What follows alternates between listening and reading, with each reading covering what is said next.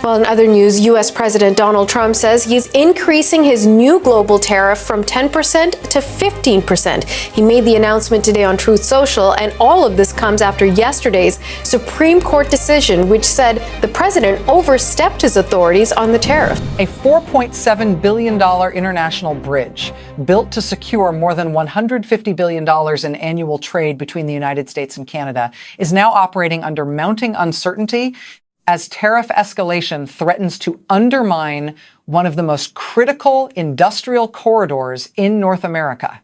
Investors, workers, and policymakers are staring at a structural rupture, far more dangerous than temporary tariffs, a fracture that could permanently reroute supply chains, drain billions from the United States economy, and reshape the balance of power with Canada in ways never openly admitted.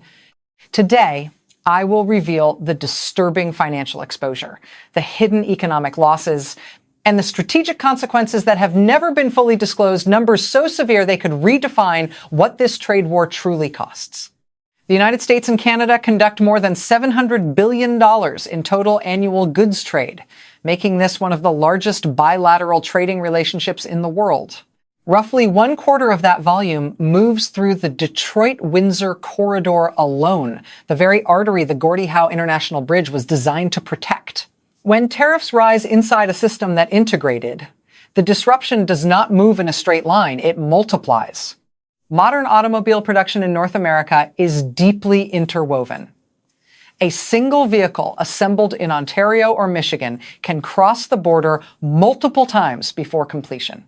When tariff layers are introduced on steel, aluminum, and precision components, costs compound at each crossing. Industry analysts have warned that even modest tariff increases can add several $1,000s to the final production cost of a vehicle, costs that are ultimately absorbed by American consumers through higher sticker prices and financing burdens. Federal Reserve data already shows that durable goods inflation remains elevated compared to pre-escalation baselines. Auto loan delinquency rates have climbed to levels not seen in more than a decade in certain regions heavily exposed to manufacturing volatility. When production schedules slow or pause due to supply uncertainty, overtime disappears first. Then temporary layoffs follow. Then investment plans are deferred. Logistics operators are facing rising inspection delays and increased insurance costs tied to regulatory unpredictability. Publicly traded freight and industrial firms have experienced noticeable valuation swings following major tariff announcements, reflecting investor anxiety over throughput risk. When markets begin pricing policy instability into long-term infrastructure revenue models, the financial consequences extend far beyond a single bridge. But the most alarming shift may not be the immediate cost increases. It may be the silent reallocation of capital already underway, contracts quietly redirected, supply chains cautiously rerouted, and investment decisions recalibrated away from volatility. And what is unfolding beneath these visible disruptions suggests a structural turning point that could permanently alter how the United States and Canada compete on the global stage. In the next section, I will expose the strategic redirection that insiders describe as the real breaking point, a transformation that has not been fully recognized by the public. What began as tariff escalation is now evolving into something far more destabilizing. Structural repositioning of capital, contracts, and long-term supply chains. The total goods trade relationship between the United States and Canada exceeds $700 billion annually. When even a fraction of that flow becomes uncertain, the ripple effect does not remain regional. It reverberates through manufacturing, energy, transportation, agriculture, and financial markets. Container throughput at major Canadian West Coast ports has increased in recent reporting periods as companies seek alternative routing strategies that reduce exposure to regulatory unpredictability. At the same time, American port operators and freight intermediaries have acknowledged softer volumes in tariff-sensitive categories. These are not collapses. They are early directional shifts. And directional shifts in global trade rarely reverse quickly. Foreign direct investment patterns are also showing divergence. Public data from investment tracking agencies indicates that Canada has recorded strong manufacturing inflows tied to electric vehicle battery production, green metals, and critical mineral development. Meanwhile, American industrial expansion plans in tariff-exposed sectors have faced deferrals as firms wait for clarity. Capital does not like uncertainty, it moves away from it. The long-term danger for the United States is not a single year of reduced trade. It is embedded redirection. Once infrastructure expansions, rail corridors, processing facilities, and export terminals are financed and constructed elsewhere, the supply chain geography becomes physically anchored. Contracts extend 5, 10, even 20 years. Investors calculate risk on that horizon, not on election cycles. In financial markets, volatility spikes following tariff announcements have become increasingly visible. Industrial debt spreads widen when revenue models depend on stable cross-border throughput. Corporate earnings calls now routinely include questions about trade exposure and regulatory unpredictability. When policy risk becomes a line item in valuation models, it hardens into structural discounting. The geopolitical dimension intensifies the severity. Canada controls significant reserves of critical minerals, essential for advanced batteries, renewable energy systems, and defense electronics. Global buyers seeking stable suppliers are weighing not just price but reliability. If procurement boards conclude that the United States may periodically weaponize trade access, diversification becomes a rational safeguard. This is where the situation turns from cyclical disruption to strategic inflection point. If even 20% of previously integrated supply contracts are permanently rerouted due to prolonged trade war volatility, the United States could face long-term competitive erosion across automotive manufacturing, green energy equipment, and advanced materials processing. That is not a quarterly setback. That is a decade-scale realignment. And beneath these measurable shifts lies a deeper reality few officials publicly confront. Economic gravity moves quietly until it suddenly appears irreversible. In the next section, I will detail the breaking point scenario, the threshold at which the trade war between the United States and Canada stops being a negotiation tactic and becomes a continental reset with consequences measured not in billions, but in generational influence. If this trade war between the United States and Canada hardens into prolonged structural hostility, the financial exposure is not measured in millions. It is measured in hundreds of billions. The bilateral goods trade relationship exceeds $700 billion annually. Even a sustained disruption of 10% across integrated sectors would represent $70 billion in redirected or suppressed commercial flow each year. Over 5 years, that would approach $350 billion in cumulative exposure, equivalent to the annual economic output of a mid-sized American state.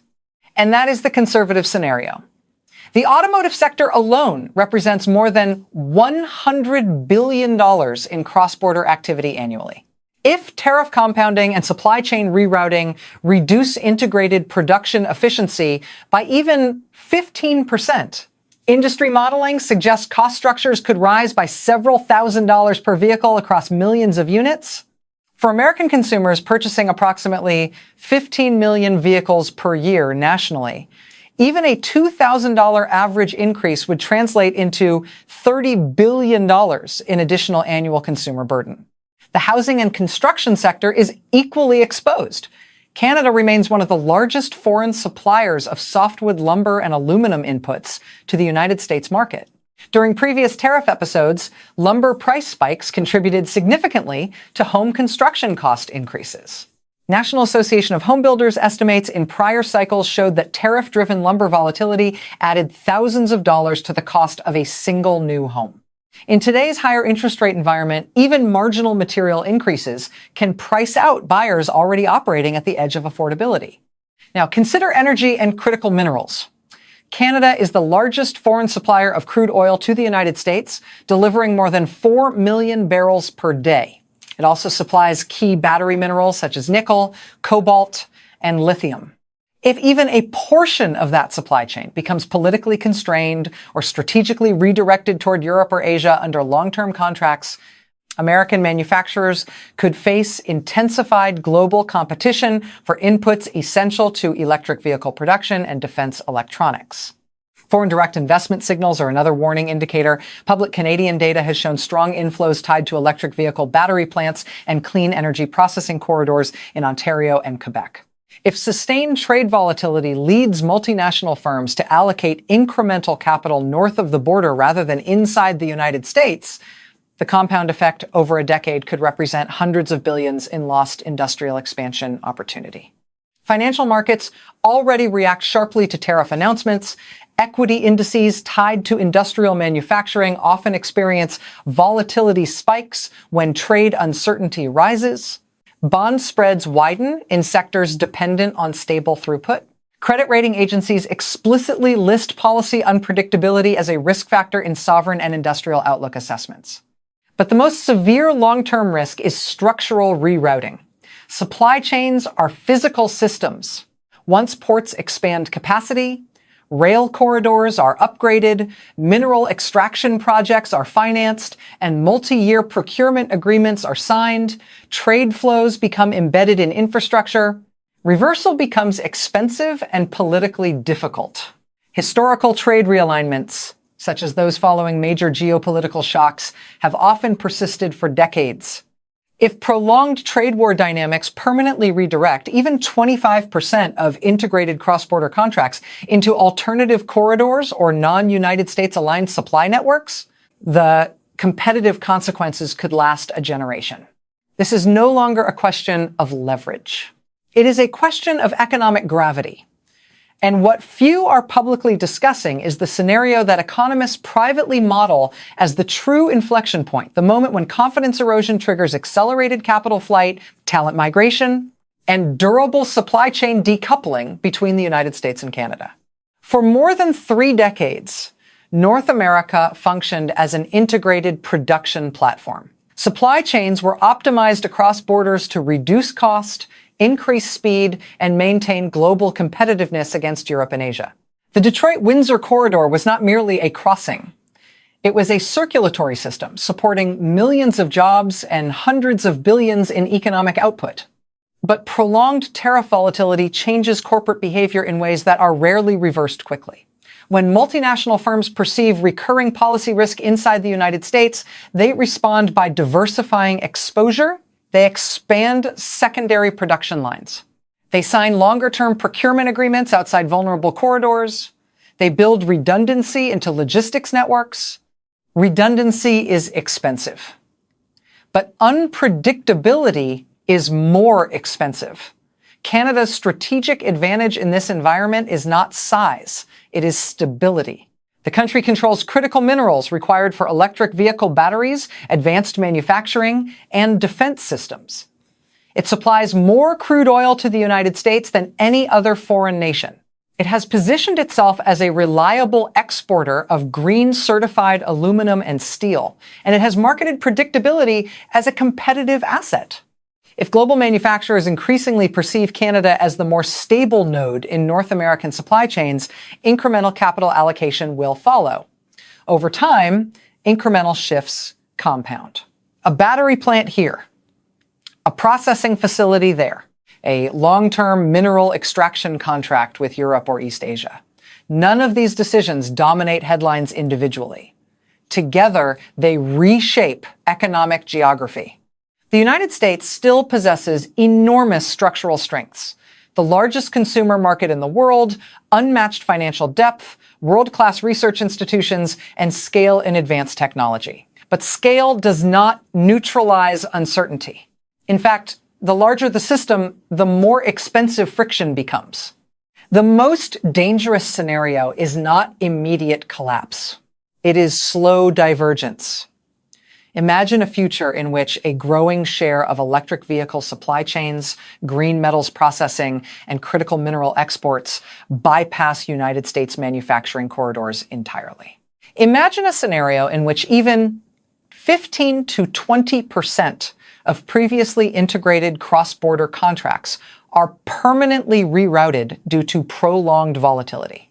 Over a decade, that shift could represent hundreds of billions in redirected investment and lost industrial momentum. At that point, The $4.7 billion Gordie Howe International Bridge would stand as a monument to unrealized potential, a physical link across the Detroit River carrying less economic weight than originally projected. This is the generational question now facing policymakers. Will this trade war be recalibrated into predictable rules that restore confidence between the United States and Canada? Or will it harden into a structural decoupling that gradually erodes North American competitiveness against global rivals? Economic history shows that capital migrates towards stability, talent follows capital, innovation clusters follow both. When confidence erodes, recovery is not automatic. The bridge is complete in steel and concrete. But the future of the corridor depends on policy alignment, not engineering. And the most unsettling reality is this. The decisive shift may already be underway, quietly embedded in investment committees, procurement contracts, and infrastructure financing decisions that the public has not yet fully seen. The question is no longer whether this trade war carries cost. The question is whether the United States can absorb those costs without surrendering long-term influence, or whether Canada's stability strategy will permanently tilt the continental balance of power.